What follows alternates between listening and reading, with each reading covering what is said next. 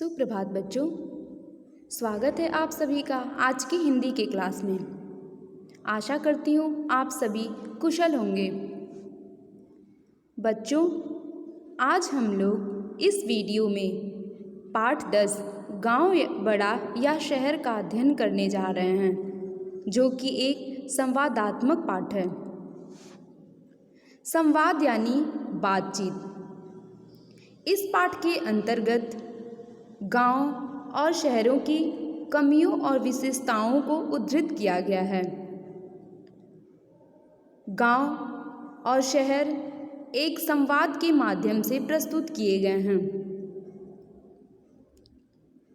तो आइए पाठ का अध्ययन करते हैं और जानते हैं कि गांव की विशेषता क्या है, उसकी कुछ कमियां क्या हैं, शहर की विशेषता क्या है और शहर की कमियां क्या हैं।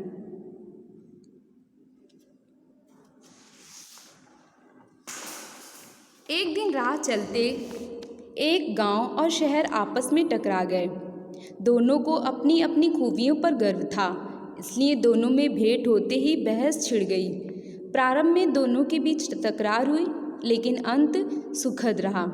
जैसा कि हमने बताया कि यह जो पाठ है वह संवाद वाला है, यानी दो लोग परस्पर बातचीत करते हैं। गांव और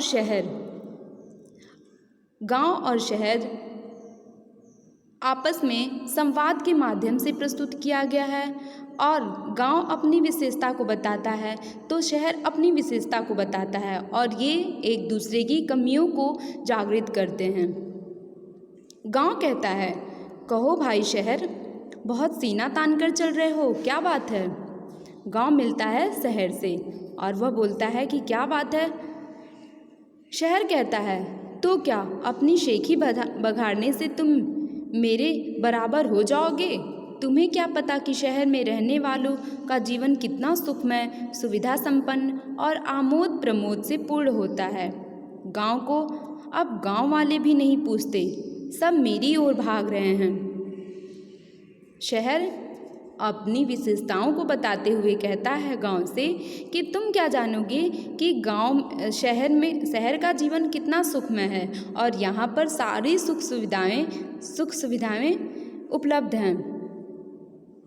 और शहर ये भी कहता है कि अब तो गांव में कोई रहना भी नहीं चाहता है, सभी लोग मेरी तरफ भाग रहे हैं, यानी शहर की ओर। गांव कहता है, लगता है तुम पूर्वाग्रह से ग्रसित हो भाई। तुम तो जानते हो कि भारत गांवों का देश है। अब यह भी जान लो कि गांव अब पहले के गांव नहीं रहे, इसका रूप बड़ी तेजी से बदल रहा है। गांव के निवासियों की जीवन शैली में भी परिवर्तन आ रहा है। उसके बाद से गांव कहता है कि अब पूर्वाग्रह मतलब पहले से निश्चित कर रखा गया हो, जो कहता है कि अब लगता है तुम पहले से ही ये सब बातें निश्चित कर ली हो, क्योंकि अभी तुम्हें ये नहीं पता है कि जो हमारा देश भारत है वह गांव का देश है। अब गांव पहले जैसे गांव नहीं रहे हैं, क्योंकि इनमें बहुत परिवर्तन आया है और गांव में भी बहुत बदलाव आए हैं।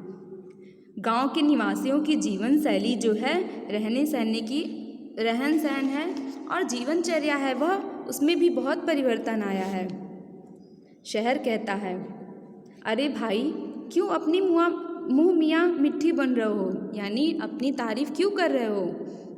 शहर के लोग कभी कभी गांव आ जाते रहते हैं, उनसे मुझे तुम्हारे बारे में जानकारी मिलती रहती है। ऐसी क्या बात नहीं हो गई जो शान बघार रहे हो। फिर शहर कहता है कि गांव के लोग तो मुझसे मिलते रहते हैं, लेकिन ऐसी क्या बात हो गई जो इतना तुम शान दिखा रहे हो। गांव कहता है, मेरी कुछ बातें तो सब जानते हैं। खुली धूप, साफ हवा, आसपास के लहराते खेतों और बाग बगीचों की हरियाली अनायास ही सबके मन को आकृष्ट कर लेती है, मानते हो।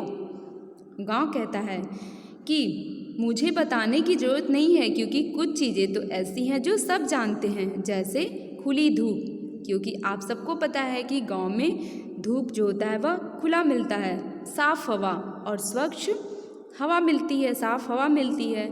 आसपास के लहराते खेतों, और गांव में आसपास के खेत होते हैं।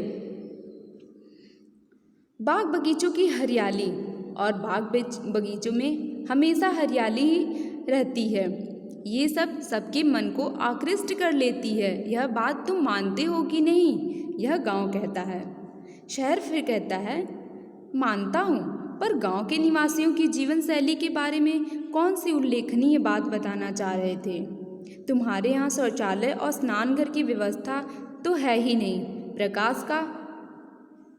प्रकाश का भी अभाव है। गांव के एक तालाब में लोग नहाते हैं, वस्त्र धोते हैं, पशुओं को भी उसी पानी में पिलाते और नहलाते हैं।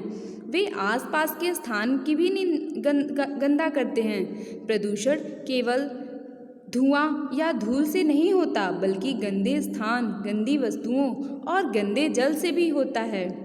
तुम्हारे तालाब का तो यह हाल है कि उसमें नहाने से लोगों के शरीर में खुजली पैदा हो जाती है।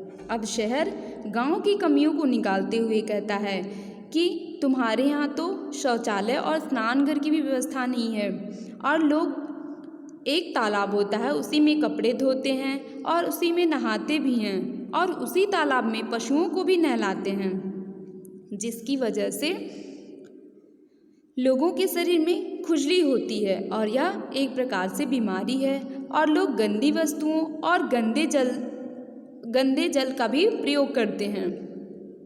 गांव कहता है, कुछ सीमा तक तुम्हारी बात सही हो सकती है, किंतु इसके कुछ विशेष कारण हैं। कहता है गांव कि हाँ, जो कमी बताई वो कुछ हद तक सही हो सकती है, लेकिन इसका कारण है।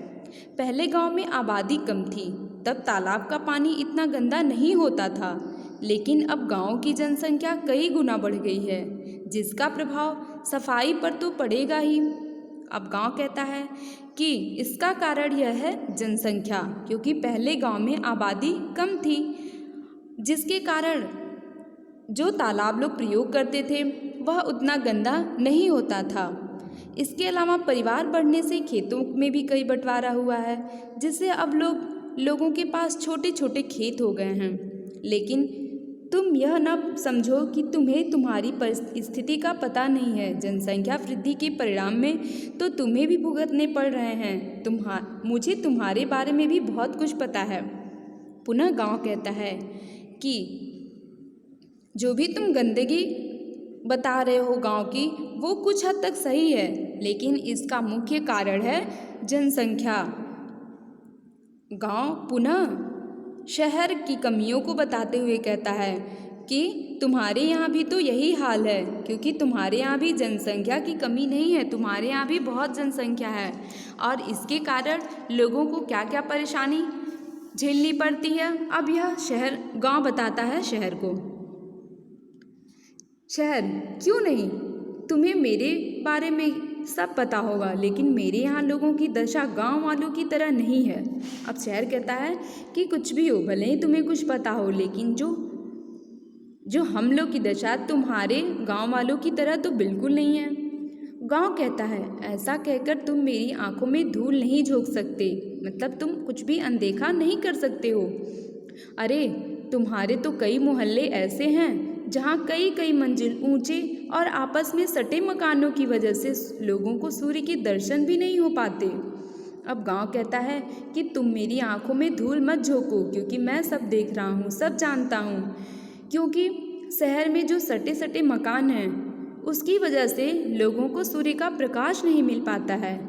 रात में बिजली के प्रकाश में जगमगाने घर दिन में सूर्य के प्रकाश के लिए तरसते हैं। और ये कहता है गांव कि अगर रात में बिजली चली जाती है, रात में बिजली चले जाने के कारण लोगों को बहुत कठिनाई होती है, और सूर्य के प्रकाश के लिए भी, जिससे लोग तरसते हैं।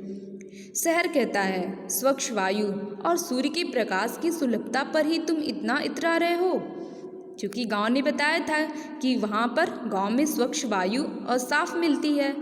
सूर्य के प्रकाश की सुलभता, शहर कहता है कि अच्छा, तो तुम्हें बस सूर्य का प्रकाश मिल जाता है आसानी से, इसलिए तुम इतरा रहे हो। जरा अपने चारों ओर पड़े कूड़े के ढेर को भी तो देख लो, अपनी गलियों के दर्शन तो कर लो। गांव, कूड़े के ढेर हट रहे हैं और गलियां भी पक्की हो रही हैं। खुली धूप और हवा ये गांव की सबसे बड़ी नियामतें हैं। शरीर और मन को स्वस्थ रखने के लिए सूर्य का प्रकाश, स्वच्छ हवा और पड़ोस में हरा भरा वातावरण कितना आवश्यक है, यह तो तुम जानते भी होगे। अब गांव कहता है कि स्वस्थ रखने के लिए खुली धूप, हवा, ये सब ज़्यादा ज़रूरी हैं, जिसके साथ सूर्य का प्रकाश, स्वच्छ हवा और आसपास में हरा भरा वातावरण। ग्रामवासियों को बड़ी सुलभता के साथ पौष्टिक आहार के आवश्यक पदार्थ शुद्ध और सस्ते दामों में प्राप्त हो जाते हैं। गांव यह भी कहता है अपनी विशेषताओं को बताते हुए कि तुम्हें तो पता ही है कि गांव में पौष्टिक आहार जो होते हैं वह बहुत शुद्ध और सस्ते दामों में मिलते हैं। उत्तम स्वास्थ्य के लिए पौष्टिक आहार की आवश्यकता से तो तुम सहमत ही होगे। पौष्टिक आहार की विशेषता को बताते हुए गांव कहता है कि हमें पौष्टिक आहार के लिए शुद्ध पदार्थों का सेवन जरूरी है और जो गांव में सुलभता से सस्ते दामों में उपलब्ध है। शहर कहता है किन पदार्थों की सुलभता की बात कर रहे हो? गांव कहता है दूध, दही, घी, हरी सब्जी, ताज़ा फल, खाने का शुद्ध तेल, गुड़, ईख, दाल, अनाज, यही तो पौष्टिक जीवन के आधार हैं। मेरे किसान इनका उत्पादन करते हैं, इसलिए ये वस्तुएं गांव में सरलता से और शुद्ध रूप से मिल जाती हैं। गांव कहता है कि पौष्टिक आहार, दूध, दही, सब्जी, ये सभी शुद्ध रूप में मिल जाते हैं और सस्ते दामों में भी। ये सभी हम किसान ही उत्पन्न करते हैं और ये सभी चीज़ें सरलता से और शुद्ध रूप से उपलब्ध हैं। शहर कहता है तो कौन सी बड़ी बात हुई, मेरे यहाँ भी अनाज मंडी, सब्जी मंडी और अन्य वस्तुओं के बाजार हैं, जहाँ से सभी प्रकार की आवश्यक वस्तुएं खरीदी जा सकती हैं। स्कूल, कॉलेज, सिनेमा, अस्पताल आदि होने से लोगों की शिक्षा, मनोरंजन और स्वास्थ्य रक्षा के साधन भी सहज ही प्राप्त हैं। इनके लिए तुम्हारे लोगों को मेरी शरण लेनी पड़ती है। मेरे कल कारखानों और मिलों में गांव के लोगों को काम मिलता है। शहर अपनी विशेषताओं को बताते हुए कहता है कि हमारे यहाँ तो स्कूल, कॉलेज, सिनेमा, इन सभी का जो साधन है वह सहज रूप से प्राप्त हो जाता है। लोगों की शिक्षा और मनोरंजन, इन सभी के लिए तुम गांव वालों को हमारी शरण लेनी पड़ती है। और जो हमारे यहाँ कारखाने हैं, मिलें हैं, उन सभी मिलों और कारखानों में तुम गांव वालों को ही काम मिलता है। गांव कहता है देखो भाई, तुम्हारे बाजार के खाद्यान्नों में मिलावट होती है। मेरे यहाँ खेती और बागवानी होने से अनाज, फल, सब्जी और शुद्ध वस्तुएं आसानी से मिल जाती हैं। कृषि के साथ गांव के लोग पशुपालन भी करते हैं। पशुपालन में से एक विशेष लाभ है कि लोगों को शुद्ध दूध, दही, घी सरलता से प्राप्त हो जाता है और शिक्षा के लिए शहरों पर ही निर्भर जरूर हैं, पर यह तो उनकी गुण ग्राह्यता है। अब कहता है गांव कि जो तुम्हारे बाजार के खाद्यान्न है उसमें मिलावट होता है, वह शुद्ध नहीं होता है। और गांव के लोग पशुपालन भी करते हैं, जिससे उन्हें शुद्ध दूध, घी, दही आदि भी मिल जाता है। हाँ, ये बात सही है कि हम लोग शिक्षा के लिए तुम शहरों पर डिपेंड है, मतलब तुम निर्भर हैं। जैसे गुण ग्राह्यता है, यानी ये तो तुम लोगों का गुणवान है, तुम लोगों की गुणवत्ता है। रही तुम्हारे कारखानों और मिलों में कार्य करने की बात, तो यह मत भूलो कि तुम्हारे कपड़ा मिल, दाल मिल, गन्ना मिल सब मेरे यहाँ से लाए कच्चे माल से चल रहे हैं। अब वो कहता है कि शिक्षा की तो बात सही है, क्योंकि शिक्षा के लिए हम सब तुम्हारे पर निर्भर हैं, लेकिन रही बात कारखानों की, तो कारखानों को चलाने के लिए जो कच्चे माल हैं वो सभी गांव से ही मिलते हैं। शहर कहता है, यह तो तुम अपने ही बारे में वही पुरानी रटी रटाई बातें दोहरा रहे हो। अरे दूध मिलता है गांव वालों को, शहर में तो खरीदने पर मिल भी जाएगा, गांव में तो खरीदने पर भी नहीं मिलता। हाँ, कच्चे माल वाली बात मैं मानता हूँ। अब शहर कहता है कि क्या तुम लोगों को दूध मिलता है खरीदने पर? नहीं मिलता है, लेकिन हम शहर वालों को अगर दूध खरीदना हो तो दूध तुरंत मिल जाएगा। और अगर तुम कच्चे माल की बात करते हो तो हाँ, कच्चा माल हमारे कल कारखानों के लिए ज़रूर उपयुक्त होता है। गांव कहता है,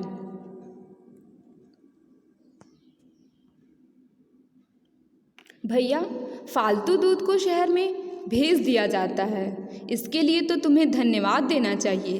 देखो भाई, अब गांव का रूप बदलता जा रहा है। स्वतंत्रता प्राप्ति के बाद से गांव और शहरों को आपस में जोड़ने के लिए पक्की सड़कों का निर्माण हो रहा है।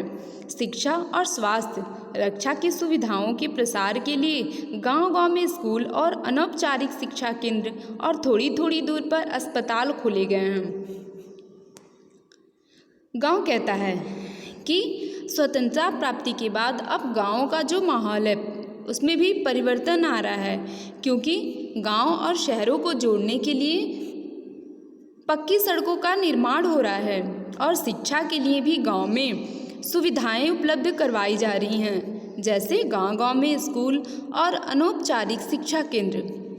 इसके साथ ही थोड़ी थोड़ी दूर पर अस्पताल भी खोले जा रहे हैं। और जो विद्युत का कार्य वह भी तेज़ी से चल रहा है। जगह जगह पानी की टंकियाँ भी बन रही हैं। खुले में शौच से मुक्ति लेने के लिए शौचालय बनाए जा रहे हैं।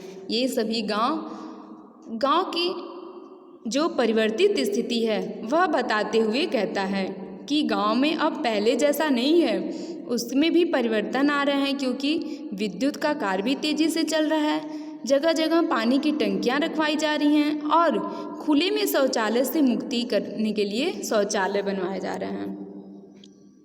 शहर कहता है, तुमने पशुपालन के लाभों का तो खूब गुणगान किया, लेकिन बेचारे पशुओं के लिए क्या कहीं चारागाह बच पाए हैं? लोगों ने पास पड़ोस के वनों को काटकर और चारागाहों को जोतकर खेतों में बदल दिया है।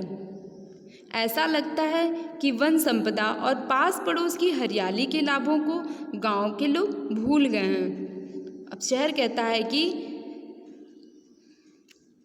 तुमने पशुपालन की तो खूब गुणगान की, पशुपालन के बारे में तो बताया कि पशुपालन करने से शुद्ध दूध, घी, दही आदि मिलते हैं, लेकिन क्या तुम पशुओं के बारे में तुमने कभी सोचा है कि उनके लिए चरागाह कहीं बच पाए हैं? क्योंकि लोग पास पड़ोस के वनों को काटकर और चरागाहों को जोत ले रहे हैं और उसको खेतों में बदल दे रहे हैं, जिससे हरियाली के लाभों को भी गांव के लोग भूल गए हैं। तो शहर कहता है, सच्चाई यह है कि हम दोनों की जनसंख्या वृद्धि से उत्पन्न अनेक समस्याओं का सामना करना पड़ रहा है।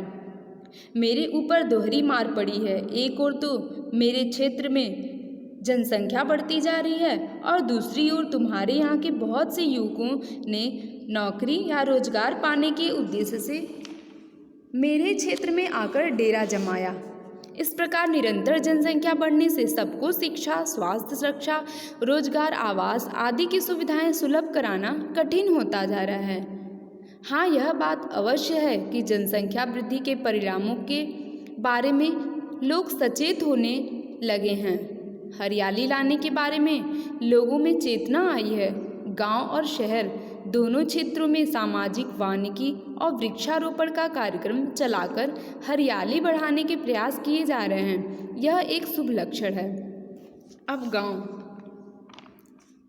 शहर कहता है अब कि हाँ, हम दोनों की एक ही समस्या है, जनसंख्या वृद्धि। क्योंकि जनसंख्या वृद्धि के कारण लोगों को शिक्षा, स्वास्थ्य, रक्षा, बेरोजगार आदि के लिए कठिनाई हो रही है। लेकिन शहर और गांव दोनों में जो वानिकी और वृक्षारोपण का कार्यक्रम चलाया जा रहा है, जिसके कारण हरियाली बढ़ाने का प्रयास किया जा रहा है। यह एक अच्छा लक्षण है, शुभ लक्षण है।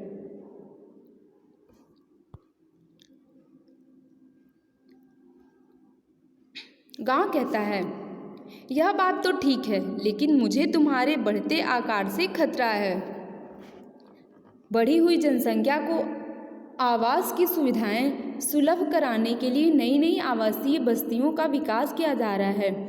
इसके लिए पास पड़ोस के गांवों की खेती की भूमि का अधिग्रहण किया जा रहा है। फलतः कृषि की भूमि में कमी होती जा रही है। यदि कृषि की भूमि कम होती गई तो अन्न और सब्जी के उत्पादन पर बुरा असर पड़ेगा।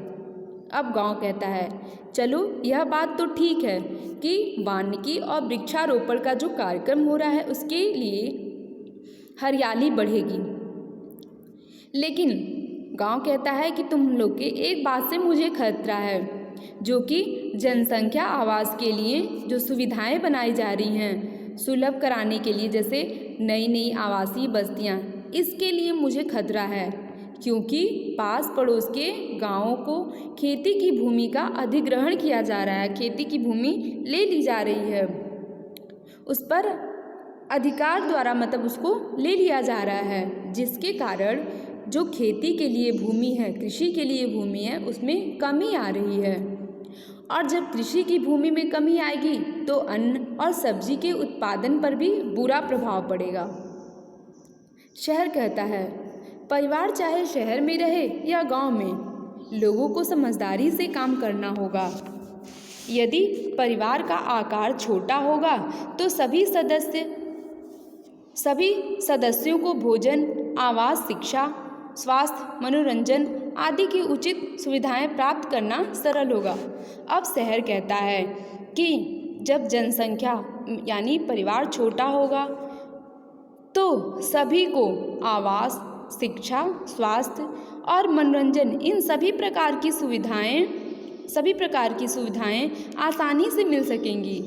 मेरे बढ़ते आकार के बारे में तुम्हारी बात अवश्य सही है। बढ़ती आबादी के अतिरिक्त कुछ और कारण भी मेरा आकार बढ़ाने में सहायक हैं, जैसे कारखानों की स्थापना, नए कार्यालय, स्कूल, कॉलेज, अस्पताल आदि खोलने के लिए भी अतिरिक्त भूमि की आवश्यकता होती है।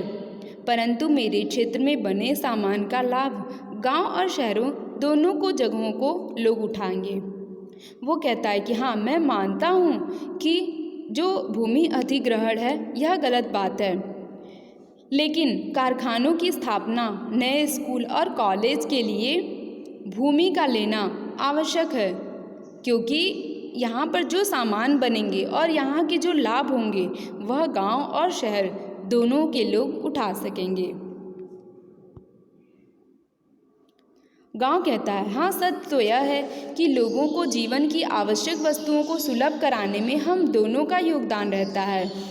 मैं अनाज, फल, दूध, घी, लकड़ी आदि देता हूँ तो तुम हर दिन काम में आने वाली वस्तुओं की पूर्ति करते हो। अब दोनों एक दूसरे की कमियों से सहमत हो जाते हैं। और जहाँ पे गांव कहता है कि मैं अनाज, फल, दूध आदि देता हूँ, तो शहर तुम दोनों लोगों को आने वाली वस्तुओं की पूर्ति करते हो। इस प्रकार हम दोनों ही दूसरे के सहयोगी हैं और एक पूरक हैं। गांव और शहर आपस में सहमत हो जाते हैं और बोलते हैं कि हाँ, हम दोनों एक दूसरे के पूरक हैं। हमारे निरंतर विकास अलग अलग गांवों में शहरों का ही रूप नहीं, बल्कि संपूर्ण भारत का स्वरूप बदलता जा रहा है। शहर कहता है, कुछ भी हो, गांव के लोग अब भी पिछड़े हुए हैं। न उनके पास विचार है और न ही उन्नति की नई योजनाएं। गांव कहता है, अरे भाई, देश को एक ओर से बढ़कर एक कवि, लेखक, कलाकार, सामाजिक नेता, देशभक्त, समाज सेवक गांव ने ही दिए हैं। गांव के लोग नर्तक और लोक गायक भारत की संस्कृति की पताका विदेशों में फहरा रहे हैं, और तुम हो कि गांव को पिछड़ा हुआ कहते हो। जब शहर गांव को पिछड़ा हुआ कहता है, इस पर गांव अपनी विशेषता को बताते हुए कहता है कि गांव से ही लेखक, कवि, कलाकार आदि हैं जो भारत की संस्कृति को विदेशों में पताका फहरा रहे हैं और तुम गांव को पिछड़ा हुआ मानते हो। तुम्हारे ये गगनचुंबी भवन उन्हीं के अनपढ़ हाथों से बनाए गए हैं। और गांव कहता है कि जो तुम्हारे ये गगनचुंबी यानी अत्यधिक ऊंचे ऊंचे जो मकान हैं वह उन्हीं अनपढ़ लोगों के हाथों से ही बनाए गए हैं। खदानों से खनिज संपदा उन्होंने ही निकाली है। पुलिस और सेना उन्हीं के बल पर देश की आतंकी और वायु सुरक्षा बागडोर संभाले हुए ना भाई ना। इतनी कृतज्ञ न बनो। वैसे दशा गाँव की भी सुधर रही है। इससे हम दोनों के बीच का अंतर घटता जा रहा है। शहर कहता है सच्चाई तो यह है कि बहुत समय पहले मैं एक छोटा सा गाँव था और धीरे धीरे बढ़ने से आज मेरा यह रूप बन गया। अब पुनः अपनी बातों से सहमत हो जाता है शहर और कहता है कि हाँ, सच तो यह है कि मैं भी एक छोटा सा गांव था और जब इसका धीरे धीरे रूप बढ़ा तो यह मेरा रूप आज बड़ा बन गया है। हम दोनों की प्रगति से ही राष्ट्रीय विकास का मार्ग प्रशस्त हुआ है। मेरी उन्नति तुम्हारी उन्नति से जुड़ी हुई है। वैसे भी तुम मेरे बड़े भाई हो। अब शहर गांव को अपना बड़ा भाई बताते हुए कहता है कि हम दोनों की उन्नति एक दूसरे से जुड़ी हुई है और हम दोनों एक दूसरे के पूरक हैं। गांव, यह हुई न बात भैया, हम दोनों सदा से एक दूसरे के पूरक रहे हैं। मेरी परिश्रमशीलता बनी रहे और तुम्हारी कार्यकुशलता और वैज्ञानिक दृष्टि। तुम भी बने रहो और मैं भी बना रहूं। जियो और जीने दो, यही तो समाजवाद है। सर्वे भवन्तु सुखिनः। गांव कहता है कि समाजवाद की परिभाषा बताते हुए कहता है कि हम लोग एक समाज में रहते हैं जहाँ की सोच है सर्वे भवन्तु सुखिनः। सर्वे सभी, भवन्तु हो सुखिनः सुखी, सभी लोग सुखी रहें, यही हमारा समाज कहता है। अच्छा भाई, मैं तो चला खेतों की सैर करने और तुम संभालो अपने कारखानों को।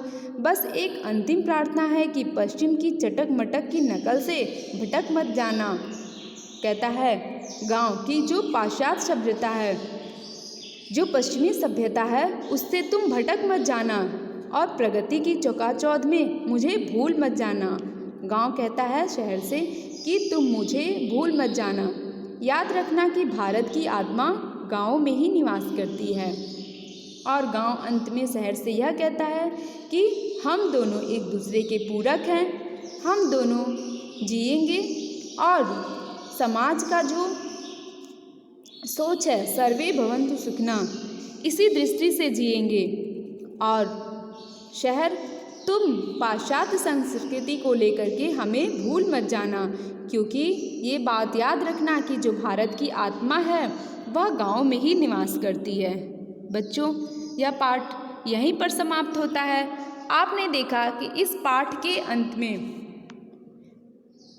दोनों एक दूसरे की विशेषताओं और कमियों दोनों को स्वीकार करते हैं और जो अंत में निष्कर्ष आता है वह सुखद का ही होता है, क्योंकि दोनों मान लेते हैं कि वह गांव और शहर एक दूसरे के पूरक हैं। तो बच्चों, यह पाठ यहीं पर समाप्त होता है। धन्यवाद।